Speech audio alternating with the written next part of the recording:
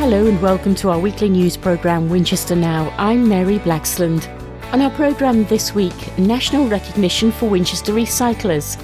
The Samaritans encourage commuters to look out for those in need. And the care home residents, staff and volunteers who've become internet popstars. Our news roundup and community shout-outs too. Winchester Radio.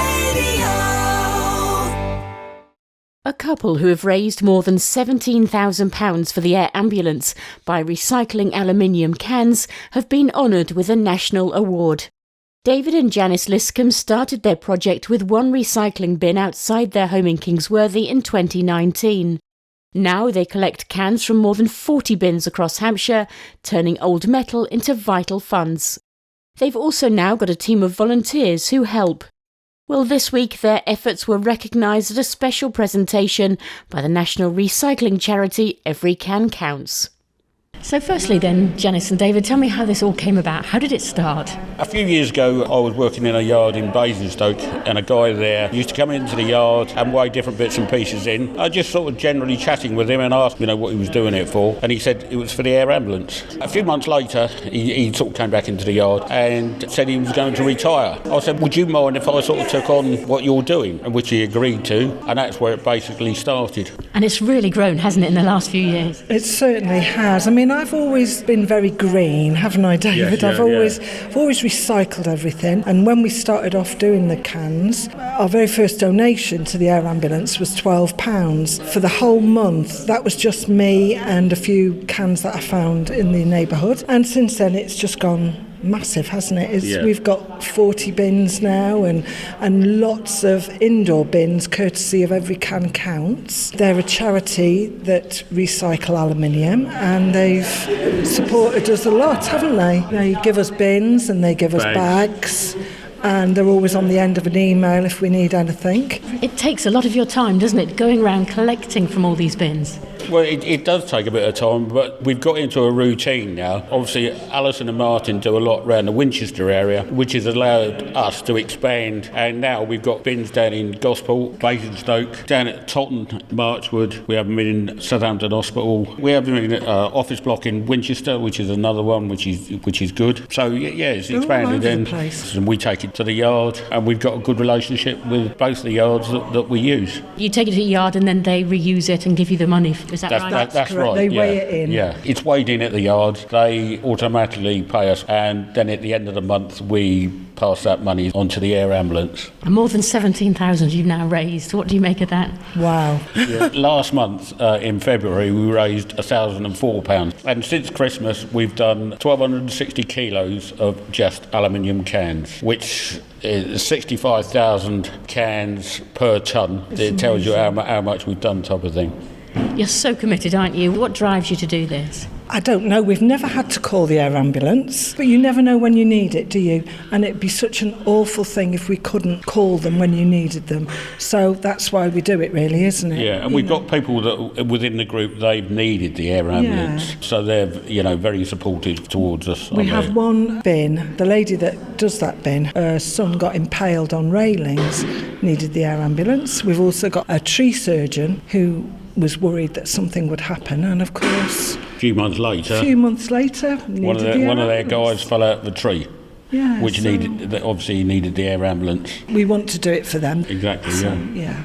Hello, I'm Natalie Russell and I'm from the Hampshire and Isle of Wight Air Ambulance. I think it's absolutely amazing what they've managed to achieve off their own backs, partly while working full-time at the same time. Honestly, I can't even begin to tell you how grateful and proud we are for the amount they've managed to raise, which is £17,400 in just a few short years. That amount is enough to help us achieve at least 5 life-saving missions. So there are many people who are reunited with their family who may not have been if it wasn't for all of their hard work, supported by all of the people in the local community as well who are helping by hosting bins around Winchester. And you rely on people to fundraise as well, don't you? Absolutely. It costs up to £10 million each year to run the service. So we do rely on businesses, community groups and initiatives like Janice and David's recycling scheme to keep us running. And so this award they've got today, it's well deserved. Absolutely. I couldn't think of a more deserving bunch of people to win. They do it all with a smile. They're just pillars of the community, really. So we absolutely love them. We're really thrilled that we get to work with them next year too. My name's Phoebe. I'm from Every Can Counts. I'm the programme assistant, and we're just here with Janice and David, who have won a Green Can Award. And my name's Chris Latham Ward. I'm programme manager for Every Can Counts in the UK and Ireland. So what do you think about what they've done? I think it's wonderful. I always say it's one of my favourite parts of my job, kind of just getting around and just meeting people who have done all these incredible things. Not only have they raised so much money for the air ambulance, but they've also kind of encouraged everybody in Kingsworthy and the Hampshire area to recycle their cans and just make all these good choices for the environment, which is wonderful. And tell me a bit about the award that they've won. What is it? So the Green Can Award is an award that we give out. It's a national award, and it's recognising organisations, businesses and individuals who have gone above and beyond to promote can recycling within their communities. And Janice and David are absolutely worthy winners of this award, having raised over £17,000 for Air Ambulance Hampshire. We tend to give out 2 awards a year, and again it's a wide range of winners, so from shopping centres in the past to individuals to charities. There's all sorts of people around the UK who are getting involved in can recycling. And are people still recycling? How is it going at the moment? Yeah, actually, loads of people are still recycling at the moment. I believe in the latest figures are 82% for can recycling across the UK, which is an incredible figure. I mean, obviously we want to get that up to 100%. And people like Janice and David and the rest of the group are obviously encouraging that, which we always want to push as much as possible. How do you feel about getting this award, this national award? Oh, brilliant, absolutely brilliant. We're blown away, aren't we? Yeah.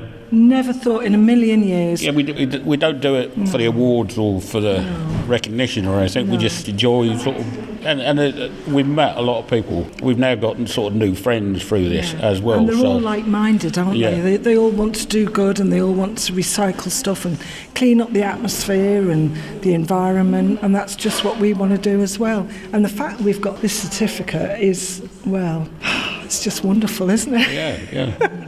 This isn't just for us, this is for all the people that have bins, because without them we couldn't do it, could we? No. You must be so proud of all you've achieved. Oh, yeah. Definitely, yes. Yeah.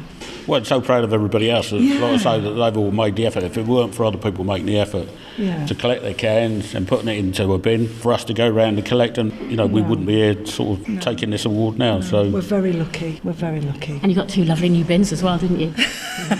Yes, we have. So we're going to have one at our house, and we'll find a good home for the other one. Yeah. But they are very large, so we're looking forward to filling them up.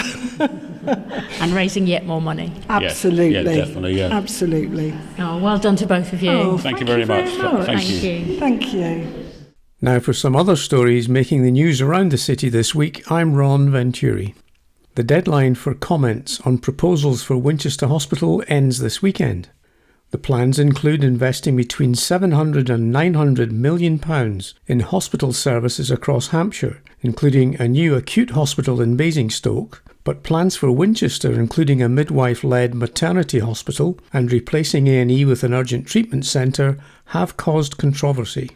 A consultation was launched in December last year, and the hospital trust says an independent research company will collate and analyse all of the responses received. A consultation report and a decision on how to proceed will be made later this year. Meanwhile, people have just 2 weeks left to give their views on plans to make cuts to services at Hampshire County Council. The authority says it needs to meet a £132 million budget shortfall. Charities and voluntary groups say they are already feeling the pinch, with examples like the campaign to end loneliness folding after more than a decade. Chief Executive of Action Hampshire, Leah Campbell, told a recent AGM she fears the situation will only get worse. Finding out about the end of the campaign to end loneliness, which is ending because of a lack of funding for the sector. It's not ending because loneliness is somehow solved or the campaign's work isn't needed. It just is a kind of one indicator, a symbol. We've seen so many really important organisations really struggling to continue going in the face of continued funding loss, increased competition for scarce resources. It's really challenging that at a time in our society when we've got everything from an ongoing cost of living crisis to an increased rates of loneliness across all populations, that the voluntary organisations, community organisations are needing to step up and do more with even less resources. That's something we experience here in Hampshire. Action Hampshire is not immune to that. And actually, if anyone isn't aware, there's currently an open consultation that Hampshire County Council has opened. It's open till the end of March. They are proposing, because of their financial constraints, to cut a number of current services and grants to community organisations, including community transport grants, including the grant that funds all of the CVSs in the Hampshire CVS network. This really affects so many Hampshire residents. So if you haven't been aware of this so far, please do go on Hampshire County Council website and make your voice known.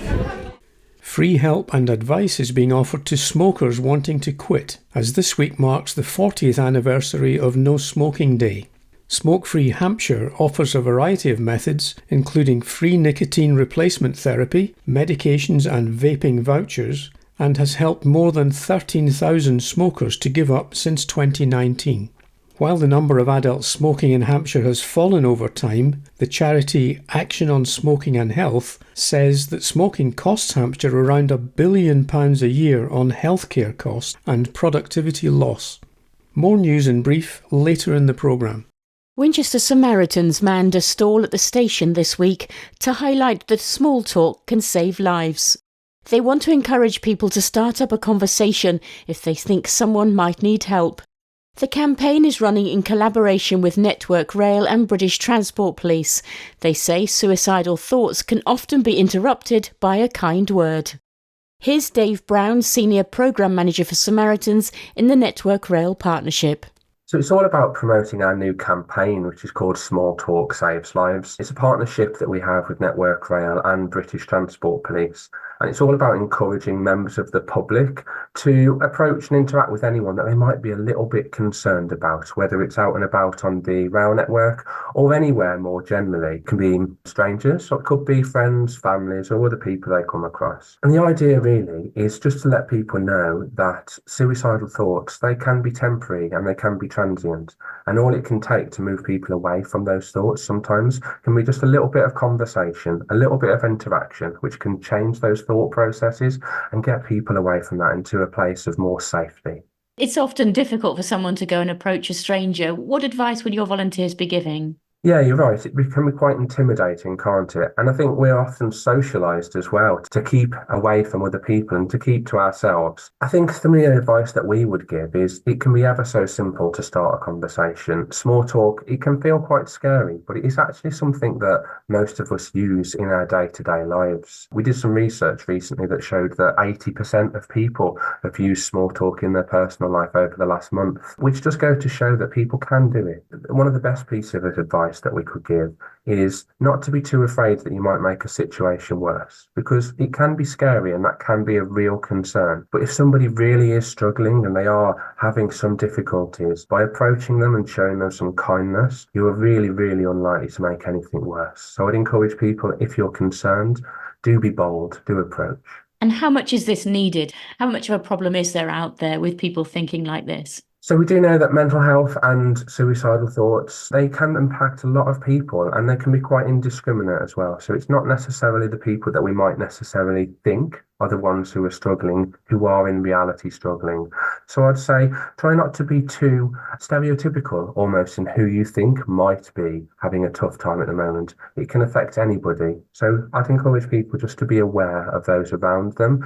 And just if you're concerned about somebody in your life, just check in on them and see how they're doing. And what difference do you hope this campaign will make, and particularly having people at the railway station this week? Well, we're really seeking to empower people, I guess, and show people how simple it is to have those little tiny conversations with somebody, and how that small approach and that small bit of kindness can make a massive difference in the trajectory of somebody's journey, as it were. So we really just want to let people know it is easy, and you do already have the power and you already have the skills to make that difference in somebody's life. And if people are listening to this and they're struggling themselves, what should they do? How do they get in touch with you? So we'd always encourage people, don't suffer in silence, don't keep it all to yourself. There is help out there, be it talking to somebody in your life or reaching out to services such as Samaritans. And you can contact us 24 hours a day on 116123. And if talking's not for you, then you can email us on jo@samaritans.org. 40 additional CCTV cameras are being added to the city's Chesil Street car park. The council says it's to provide additional reassurance for users and to help deter crime and antisocial behaviour. Winchester already has a network of 110 CCTV cameras across the city, and these are monitored from a local control room 24 hours a day. Sanitary bins are being introduced in all male toilets in Hampshire County Council's premises, including country parks, libraries, and in the council's offices. It's in support of the Boys Need Bins campaign being promoted by the charity Prostate Cancer UK. The bins allow men to safely and hygienically dispose of incontinence products and other sanitary items. The Boys Need Bins campaign aims to tackle the taboos surrounding this issue and raise awareness of prostate cancer, the most common cancer in men. The archaeological dig at 4 trenches behind the bus station and at Coitbury House has now finished.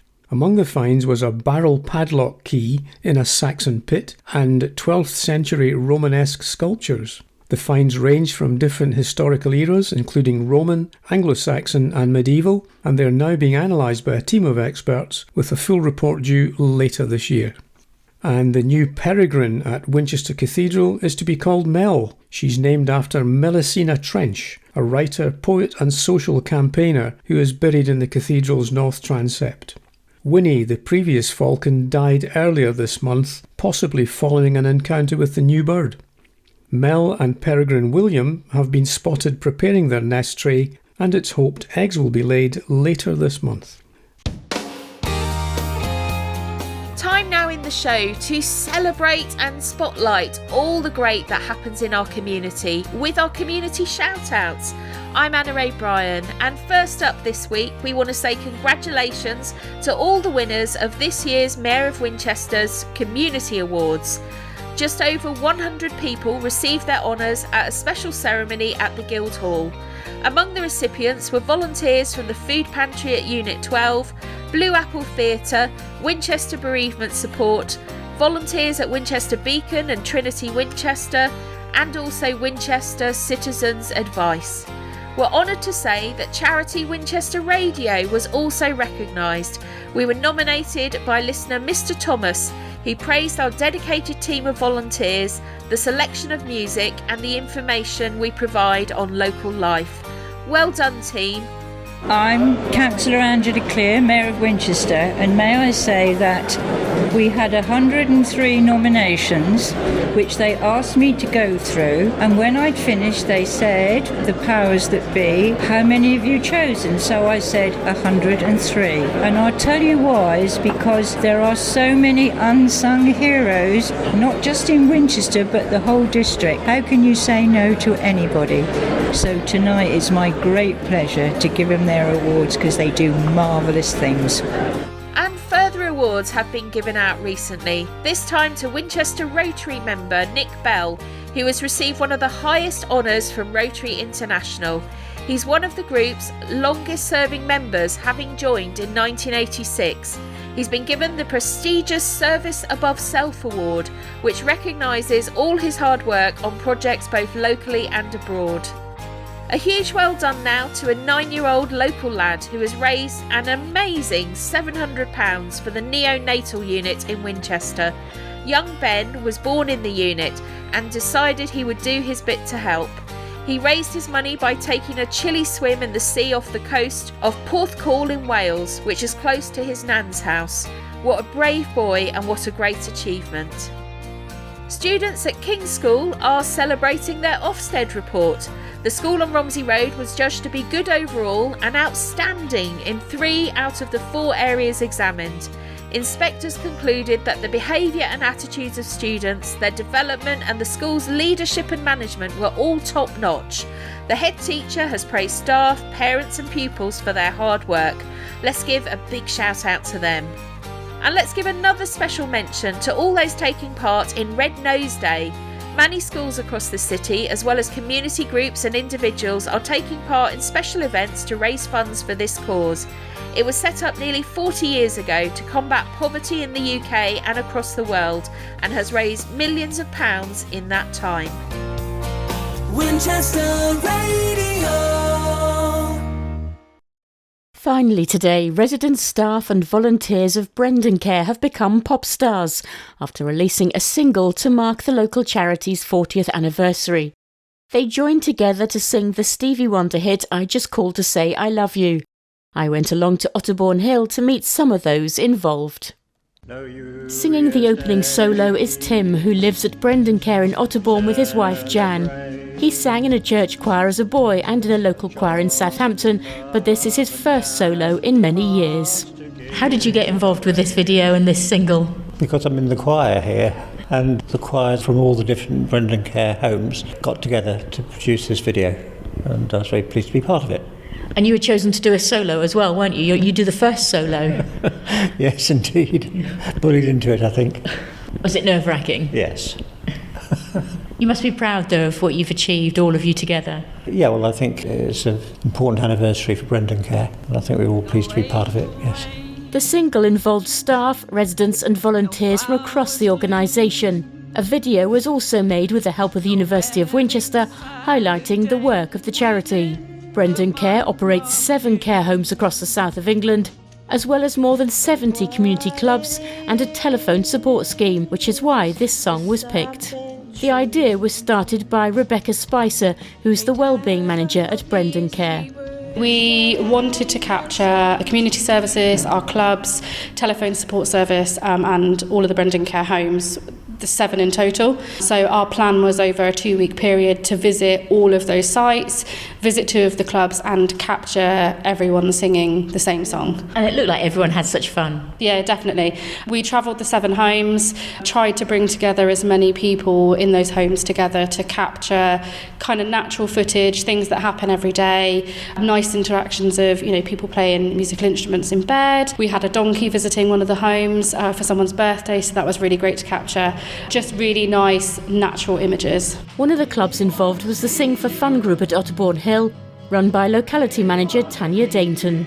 We got everybody together. We asked them to dress in red for the day, and what we did, we tried to obviously get everybody to sing part of the song, and out of that then we obviously had a couple of people who did the solo, which was wonderful.